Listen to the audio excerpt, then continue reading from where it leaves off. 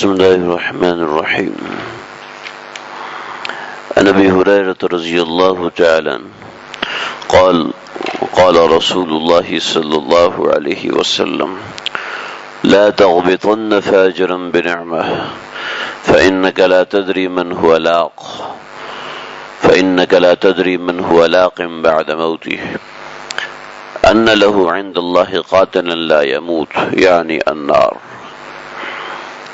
سیدنا ابو ہریرہ رضی اللہ تعالیٰ عنہ سے روایت ہے کہ رسول اللہ صلی اللہ علیہ وسلم نے ارشاد فرمایا: کسی فاجر یعنی کافر یا فاسق کی دنیاوی نعمت پر رشک نہ کرنا. لا تغبطن فاجرا بنعمت، کسی فاجر کی نعمت پر رشک نہ کرنا. فَإِنَّكَ لَا تَدْرِي مَنْ هُوَ لَاقٍ، اس لیے کہ تو نہیں جانتا کہ مرنے کے بعد اس کے ساتھ کیا ہونے والا ہے. أَنَّ لَهُ عِنْدَ اللَّهِ قَاتِلٌ لَا يَمُوتُ یعنی النار، اور اس کے لیے اللہ کے یہاں ایک قاتل ہے جو کہ کبھی بھی نہیں مرتا، یعنی اس کو مسلسل قتل کرتا رہتا ہے، وہ دوزخ کی آگ ہے. یہ حدیث ہماری آج کی بیماری کو بیان کرتی ہے کہ مالدار ہے، شرابی ہے، زانی ہے، فاسق ہے، ان کے بنگلوں اور کاروں کی ظاہری ٹھاٹ باٹ پر بعض غریب مسلمان لالچ کی نگاہ ڈالتے ہیں، حالانکہ نیک بندوں کی عبادت پر لالچ کرنی چاہیے تھی، نہ کہ دنیا داروں پر کہ جن کے دل میں ہزاروں فکر و پریشانی بھری رہتی ہے. اطمینان قلبی صرف اللہ والوں کو ہوتا ہے. مولانا رومی رحمۃ اللہ علیہ فرماتے ہیں: ازبروں چون گورے کافر پر حلل، ازبروں جو گورے کافر پر حلل، وندروں قہر خدائے عز و جل. باہر سے یہ امیر لوگ کافر کی قبر کی طرح پربہار ہیں، اور اندر کافر کی قبر میں جس طرح عذاب ہو رہا ہے، اسی طرح نافرمان دنیا دار کے قلب پر فکر و پریشانی اور بے سکونی کا عذاب ہوتا ہے. بہت سے مسلمان دوسرے ممالک جو کہ اسلام کے قریب بھی نہیں ہیں، اسلام کے دشمن ہیں اور اسلام خلاف سازشوں میں لگے ہوئے ہوتے ہیں، بہت سے ایسے لوگوں کو دیکھتے ہیں کہ جو نماز بھی نہیں پڑھتے، جو دین کے ذرہ برابر قریب نہیں ہیں، ان کو دیکھ کر پریشان ہوتے ہیں کہ بھئی ان کو بھی اللہ نے روزی دی ہے اور ہمیں اللہ نے یہ روزی نہیں دی جو اللہ نے ان کو دی ہے. تو اس حدیث میں اس کی نفی فرمائی: لا تغبطن فاجرا بنعمت، کہ کسی مالدار آدمی کے مال کو دیکھ کر دھوکہ نہیں کھانا، بلکہ اپنی حالت کو دیکھنا. کسی کو اللہ نے مال دیا وہ کسی وجہ سے دیا ہو سکتا ہے. اگر کافر کو اللہ نے دیا ہے یا کسی فاجر کو اللہ نے مال دیا ہے، خاص طور پر ہم دیکھتے ہیں کوئی فاسق ہے، فاجر ہے، کوئی اداکار ہے، گلوکار ہے، کروڑوں کما رہا ہوتا ہے، اور ہم دیکھتے ہیں یہ تو دیندار آدمی اور یہ تو ایسی بیٹھا ہوا ہے. تو اس حدیث نے اس کو بتایا کہ کسی کی ظاہری ٹھاٹ، کسی کی ظاہری باٹ کو دیکھ کر دھوکہ نہیں کھانا کہ ہم بھی اسی طریقے سے غلط کام کرنا شروع کر دیں، شاید ہمیں بھی مل جائے. جو قاتل اور شرابی جو پیسہ کما کے سو رہے ہوتے ہیں، وہ کوئی ایسی نیند نہیں ہوتی، بغیر گولیوں کی نیند بھی نہیں آتی. ہمارے حضرت کے پاس ایک صاحب آئے اور وہ پاکستانی نہیں تھے، امریکہ سے آئے تھے، اور کہنے لگے جی میں 28 گھنٹے کی فلائٹ لے کر آیا ہوں اور میں نے واپس بھی جانا ہے، میرے کام بہت ہیں، لیکن میں حضرت والا کو ایک نظر دیکھنے آیا ہوں. تو ہمارے حضرت میر صاحب نے فرمایا کہ بھی کیا مسئلہ ہے؟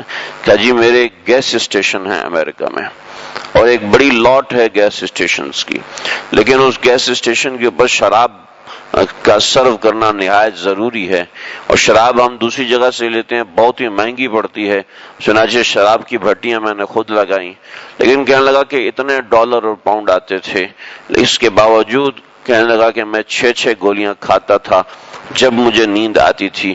اولاد ہے، 18-20 برس کی عمر ہے، پورا جسم ٹیٹوز سے بھرا ہوا ہے، اور وہ کہتے ہیں ہمیں شراب سے نشہ نہیں ہوتا جب تک شراب کے اندر ہم یہ گولی نہیں ڈالیں گے، اس وقت تک ہمیں نشہ نہیں آتا، جب تک نشہ نہیں آتا تو سکون نہیں ملتا۔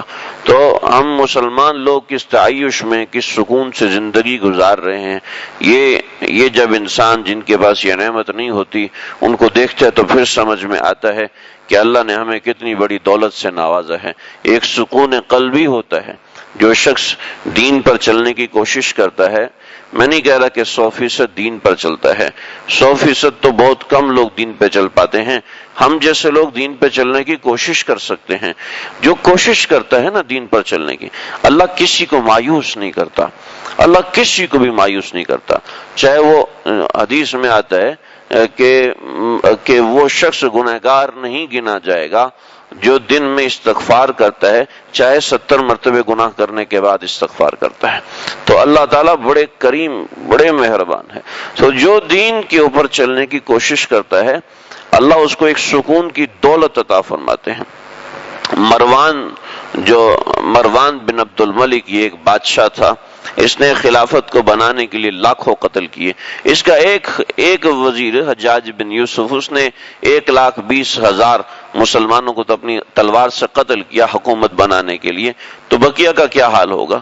تو مروان کا جب انتقال کا وقت قریب آیا تو طبیبوں نے کہا کہ آپ کو آرام کرنا چاہیے، تو اس نے آرام کرنے کے لیے بالکل خاموش کمرہ الگ کروایا، اس میں کوئی بھی نہیں آ سکتا، لیکن تھوڑی دیر کے بعد ایک ٹھک ٹھک ٹھک یہ آواز آنا شروع ہوئی۔ اور اس زمانے میں آپ سمجھتے ہیں گاڑیاں وغیرہ کیا ہوتی تھی کہ گاڑیوں کا شور ہوتا یا دھواں ہوتا، لیکن یہ ٹھک ٹھک کی آواز آنا، بھئی کیا ہے پتہ کرو۔ پتہ کیا تو کہنے لگے یہاں ایک لکڑہارا ہے، وہ لکڑیاں کاٹ رہے گا، اس کو روکیں گا؟ نہیں۔ کھڑکی پہ گیا اور اس کو دیکھا، لکڑہارے نے لکڑیاں کاٹی اور وہ گٹھڑ بنایا اور وہیں پر بیٹھ گیا، اور بیٹھ کر اپنے جو سامان بندھا تھا اس سے روٹی نکالی، ایک پیاز توڑا، اس سے روٹی کھائی اور وہیں پہ لیٹ گیا۔ اور تھوڑی دیر کے بعد اس کے خراٹوں کی آواز آنے لگی، کہا ابھی اس کو لے کر آؤ۔ اس کو جگایا اور کہا کہ میری یہ ساری سلطنت لے لو، یہ 3 بر اعظم کی سلطنت یہ ساری تم لے لو، یہ جو تم سوئے ہو نا آرام سے یہ مجھے دے دو، یہ جو تمہارے پاس اطمینان کی نیند ہے نا یہ مجھے دے دو، مجھے یہ میسر نہیں ہے۔ اس کے لیے کبھی سائیکٹسٹ کے پاس جاتے ہیں، اور کبھی وہ ڈاکٹر بھی سائیکٹسٹ کا علاج کروا کر کے وہ خود سائیکو پیشنٹ بن چکے ہوتے ہیں۔ مجھ سے کئی ایک ایسے ڈاکٹرز ملے، کہتے ہیں مریض کو دیکھ کے ہماری اپنی حالت خراب ہو جاتی ہے۔ تو اللہ کا شکر ادا کریں، ہمارے ملک میں یہ چیز بہت کم ہے، لیکن اس کے باوجود پھر بھی بہت زیادہ ہے۔ اللہ رب العزت نے جو اطمینان کم پیسے والوں کو دیا ہوتا ہے وہ عام طور پر بہت کم لوگوں کو نصیب ہوتا ہے۔ لہٰذا کسی فاسق اور فاجر، میں یہ بات سمجھ لیں کہ دیندار افراد کے پاس بھی پیسہ ہو سکتا ہے۔ ایک طالب علم کسی شیخ سے بیعت ہونے کے لیے گئے تو وہاں پر بڑی خوبصورت جگہ بنائی ہوئی تھی۔ ایک صاحب آئے، کہنے لگے جی آپ کے مدرسے والوں نے، اللہ کے نبی کے زمانے میں جو مدرسہ تھا وہ تو کچے فرش کا بنا ہوا تھا، آپ لوگوں نے مدرسے میں ٹائلیں لگائی ہوئی ہیں، اس لیے ہم آپ کے مدرسے میں نہیں آتے۔ تو میں نے ان سے عرض کیا کہ آج کل یہ ٹائلیں تو مسجد نبوی میں بھی لگی ہوئی ہیں، ایئر کنڈیشنر تو مسجد نبوی میں بھی لگا، تو وہاں بھی آپ کو نہیں جانا چاہیے۔ تو محض پیسے کا وجود یہ غلط چیز نہیں ہے، بری چیز نہیں ہے۔ ایک طالب علم گئے ایک شیخ کے پاس بیعت ہونے کے لیے، وہاں پر خوب صفائی ستھرائی اور بڑا اچھی تعمیرات، تو کہنے لگے کہ بھئی یہ کیا آپ نے اتنی اچھی اور اعلیٰ تعمیرات کی ہوئی ہیں؟ اور ان سے نہیں کہا، دل ہی دل میں سوچا نمردانس کے دنیا دوست دارت، مولانا رومی رحمۃ اللہ نے لکھا کہ نمردانس کے دنیا دوست دارت، کہ وہ شخص اللہ کا پیارا ہو نہیں سکتا جو دنیا کو دوست بنائے۔ تو چلا گیا، رات کو خواب میں دیکھا میدان حشر لگا ہے، کچھ لوگ اس کے پاس آئے اور اس سے اپنے قرضے کا مطالبہ کرنے لگے، تو وہی اللہ والے بزرگ آئے گھوڑے پر سوار، اس کا قرضہ ادا کیا اور چلے گئے۔ تو دن میں دل کھلا ان کا، دوبارہ طالب علم آئے اس اللہ والے کے پاس، اللہ نے کشف کروا دیا تھا۔ انہوں نے کہا کہ بھی کل تم بیعت ہونے آئے تھے، کیوں نہیں ہوئے؟ کہ بس چھوڑیں اس بات کو۔ کہا نہیں تم بتاؤ۔ جب خوب اصرار کیا تو کہنے لگے کہ میں نے کہا تھا نمردانس کے دنیا دوست دارت، وہ اللہ کا پیارا نہیں ہو سکتا جس کی دنیا دوست ہے۔ تو جواب میں فرمایا کہ اگر دارت برائے دوست دارت، اگر دنیا میرے پاس ہے تو وہ دوست کے لیے، یعنی اللہ کو راضی کرنے کے لیے، اپنی بیوی بچوں کے حقوق پورے کرنے کے لیے، اپنی آسائش زیبائش کے لیے، تاکہ ہم اسی حساب سے اللہ کا شکر ادا کر سکیں۔ محض کسی کے پاس پیسے کی ریل پیل ہونا یہ کوئی بری بات نہیں ہے۔ ہاں یہاں پر یہ بتایا کسی فاسق و فاجر کے پاس کثرت مال اگر دیکھتے ہو تو اس سے گھبرانا نہیں، پریشان نہیں ہونا، یہ اللہ کبھی آزمائش کے لیے دیتے ہیں اور کبھی کسی اور مقصد کے لیے دیتے ہیں۔ اللہ سمجھنے کے عمل کرنے کی توفیق عطا فرمائے۔